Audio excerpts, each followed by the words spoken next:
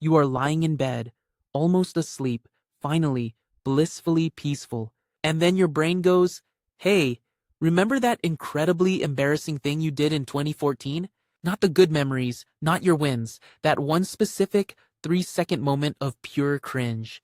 Maybe it was waving back at someone who was actually waving at the person behind you. Maybe you told the waiter to enjoy your meal too. Maybe you once called your teacher mom.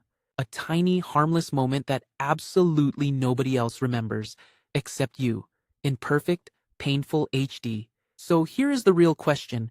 Why does your brain keep a flawless recording of your worst 3 seconds but forgets where you put your keys 10 minutes ago? It is not random. Your brain is doing this on purpose, and there are 3 very real reasons. Reason 1, your brain does not save all memories equally. Boring stuff gets a cheap, blurry, low-priority save. Emotional stuff gets the deluxe edition. The neuroscientist James McGaugh showed that strong emotion tells the brain, this one matters, save it hard. A little almond-shaped part called the amygdala lights up, grabs the memory, and hits save with both hands. And embarrassment is a huge emotion. Your face goes hot, your stomach drops, your whole body briefly panics. So your brain reads all that panic and goes, noted, saving this one forever in maximum quality. Which brings us to reason 2, and this one is a little unfair. Your brain is naturally tuned to remember bad things more strongly than good things. Psychologists call it the negativity bias. Roy Baumeister summed it up perfectly. Bad is stronger than good. One insult outweighs 5 compliments. One cringe outweighs 100 perfectly fine days. It feels cruel, but it is actually your survival wiring quietly doing its job. Because for your ancestors, mistakes were not just awkward, they were genuinely dangerous. For most of history, you survived by belonging to a group.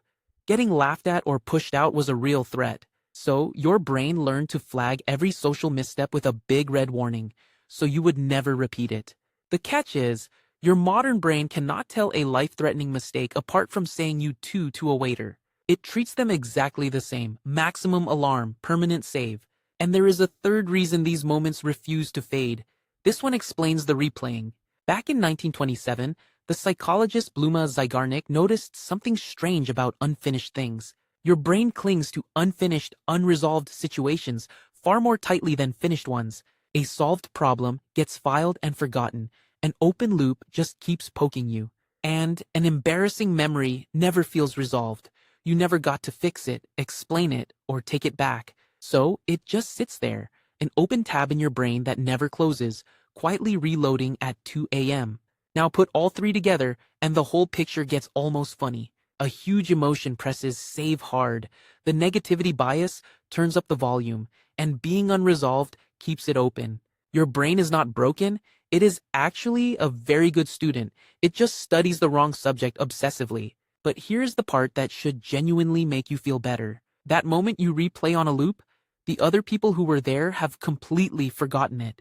Because their brains are doing the exact same thing about their own cringe moments. Everyone is the main character of their own personal blooper reel.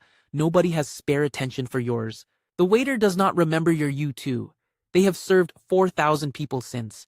The cringe feels enormous to you because it is yours. To everyone else, it was just a Tuesday. So, what do you do when your brain ambushes you with a clip from a decade ago?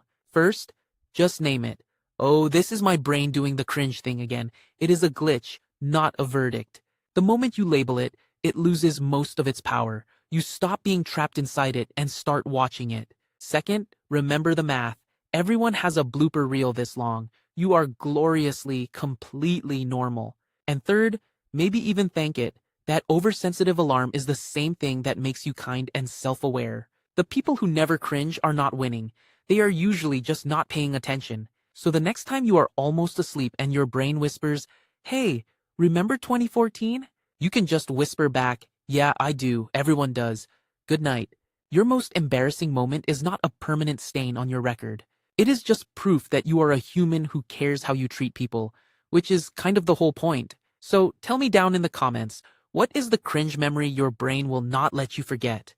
Misery loves company. And if your own brain ambushing you like this is weirdly fascinating, you already know where you are. Stick around.